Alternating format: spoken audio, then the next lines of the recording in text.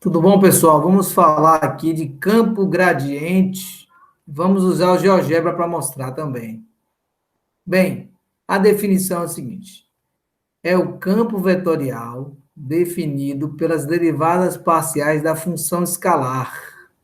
Então, quais são essas derivadas? Olha a simbologia aqui, né? Um triângulo invertido da função vetorial, né?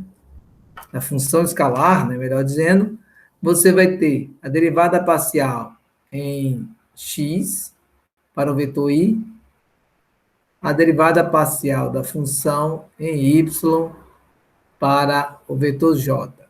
Caso seja do R3, se incorpora aqui o z e teria a derivada parcial da função em relação a z na direção k.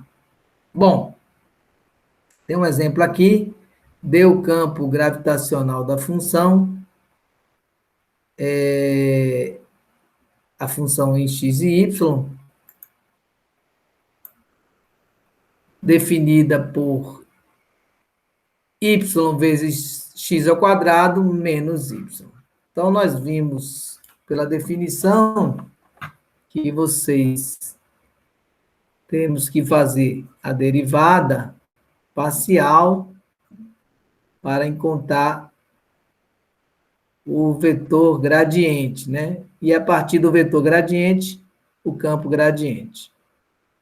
Bom, temos que fazer então a parcial da função em x na direção y, do vetor unitário y, mais a derivada parcial em y do vetor j, na direção j. Caso tivesse mais um componente, né, você estaria trabalhando com mais uma direção, mais um vetor unitário, que era o k. Então, gente, para fazer essas derivadas, a gente pode optar em fazer aqui separado, né? Você pode fazer aqui a derivada da função parcial, né? Da função em x. Então, vamos derivar, né? Primeiro, que a derivada dessa função, você vai ter que derivar as duas separadamente, já que aqui é uma subtração. Então, você vai ter uma derivada do produto aqui.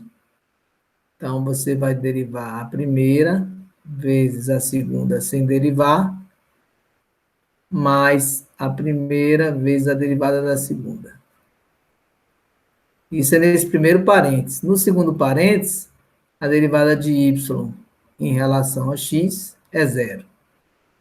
Observe que eu fiz aqui a notação de Leibniz, né, derivadas, e aqui eu usei de Newton, para facilitar. Então, essa derivada em x, temos que terminar aqui, ó. Esse valor de y é zero, né, a derivada de y em relação a x é zero. Lembrando que as derivadas parciais funcionam assim, quando você deriva em relação a x, a outra variável é uma constante. Então, a derivada de uma constante é zero. Então, anulou esse termo. Derivada de x ao quadrado é 2x. Então, teremos aqui 2xy para concluir essa parte. Vamos à derivada da função em y. Então, a mesma ideia, né? Só que agora você vai estar derivando em y. Então, quando você deriva em y, x é uma constante. Então, aqui é um produto, você vai derivar a primeira, mais, vezes a segunda, sem derivar, derivada do produto, né? A primeira vezes a derivada da segunda. Menos aqui, por conta da expressão, derivada de y em relação a y é 1, né? Então, essa derivada parcial da função em y vai ser quem? Vamos terminando aqui. A derivada de y vezes x ao quadrado, né? nós já escrevemos aqui como a derivada de y vezes x ao quadrado. A derivada de y em relação a y é 1, então ficou x ao quadrado.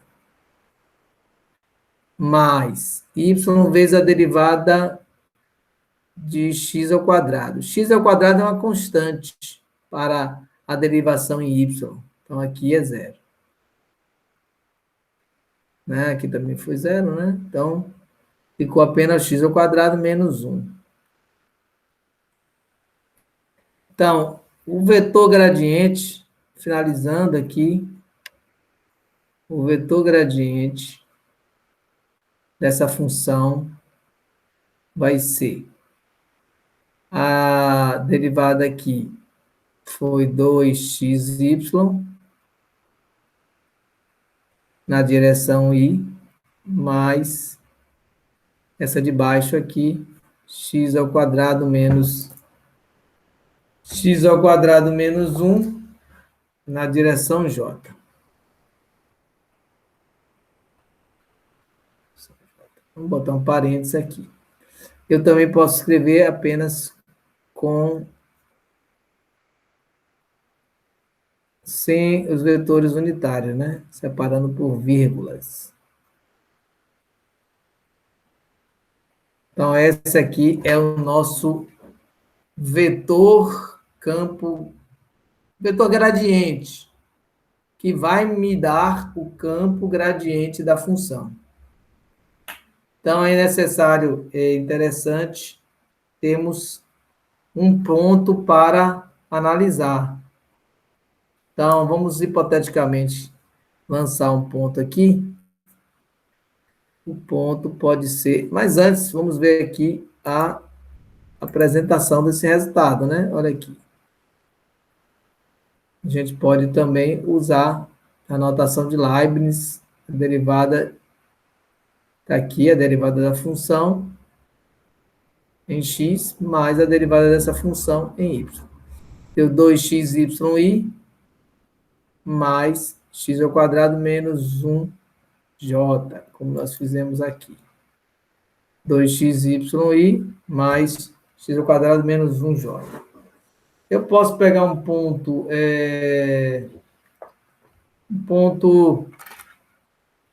dessa função, né? Um ponto que atende essa função, ponto x igual a uma função no ponto... Vamos encontrar para x igual a 2 e y igual a 1. Então, qual seria o vetor gradiente para esse caso? Então, 2 e 1. Então, vai ser 2 vezes 1, 4, né? E 2 ao quadrado menos 1, 4 menos 1, 3. Então, nós podemos... Esse aqui é o vetor gradiente para esse ponto, né? X igual a 2 e y igual a 1. Nesse ponto, a função está tendo um comportamento. Lembrando que esse comportamento a gente vai visualizar agora no GeoGebra. Então, vamos usar o GeoGebra aqui para fazer essa função.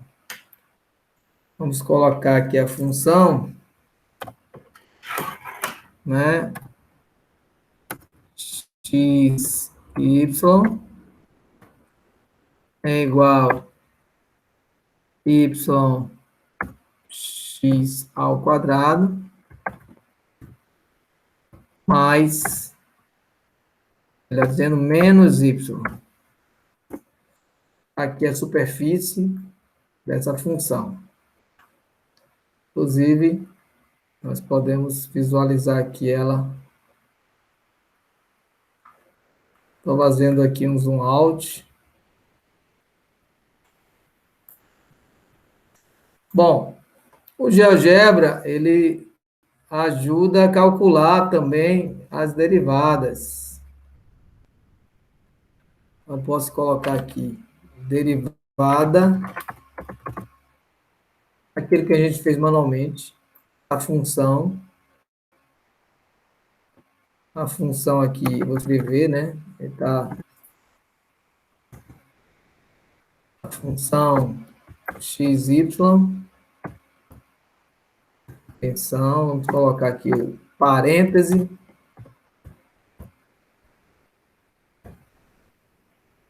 Isso aqui vamos derivar em relação a x. A gente vai encontrar 2x y, como nós fizemos. Não precisa indicar essa derivada aqui no gráfico, né? Não precisa.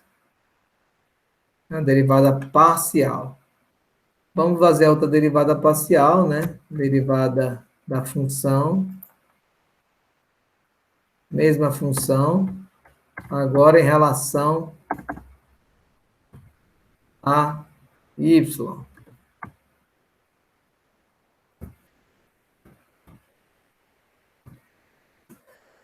Também não é necessário expressar o gráfico. A derivada, a função derivada. Pronto, essas duas aqui me deu o vetor gradiente, né?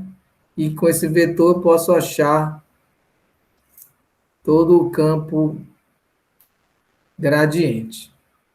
Mas para terminar, a gente pode, então,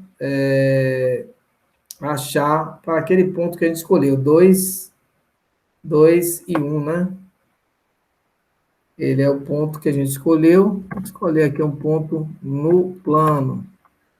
2 e 1. Né? Está aqui indicado no ponto aqui, virando aqui a figura. Está aqui indicado. Ponto P.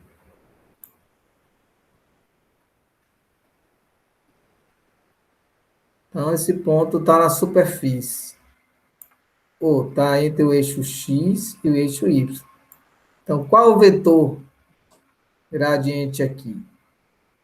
Lembrando que esse ponto, na função, ele vai ter imagem igual a... Vamos ver?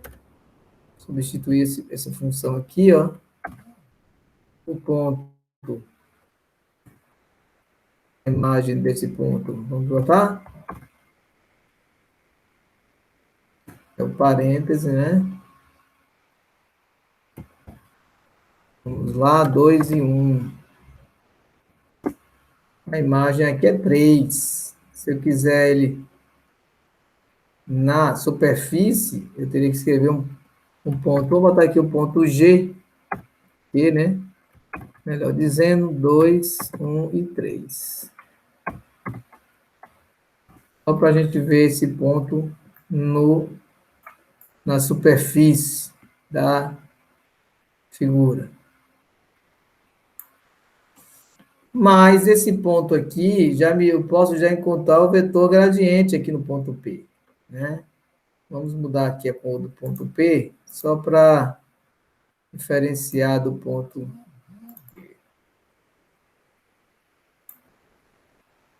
Está aqui o ponto P. E nós calculamos lá que, né, o vetor gradiente vai ser 4 e 3. Vamos mostrar aqui no GeoGebra, né? Que é exatamente o A e o B aqui, ó. O A é a derivada parcial 2x e o B. Então, o A, vamos colocar para x igual a 2 e y igual a 1. Então, A, 2 e 1. Deu coordenada 4, como nós vimos. E o B, para 2 e 1, deu coordenada 3. Então, o vetor que nós vamos fazer é de coordenadas D e E. D e E, que vai ser exatamente 4 e 3.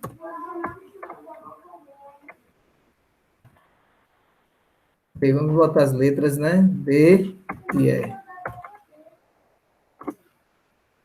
Aqui o vetor que indica a direção do campo gradiente, que a interpretação desse vetor é a direção de máxima. Olha aqui a figura no meio, tá vendo? o vetor